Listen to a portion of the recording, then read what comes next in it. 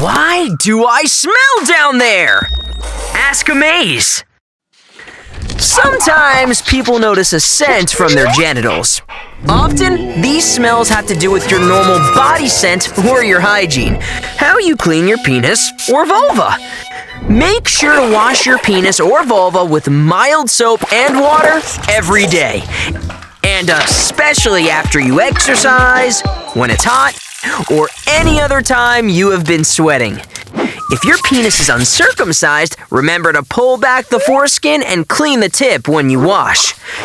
If you have a vulva, make sure you are only using soap on the outside of your body, your labia. Do not use soap or douches inside your vagina. It is common to have discharge from a vagina and sometimes even a penis, even if you wash daily. However, if the discharge has a strong odor, you should see a doctor to make sure there isn't any medical issue. Find out more right here on Amaze.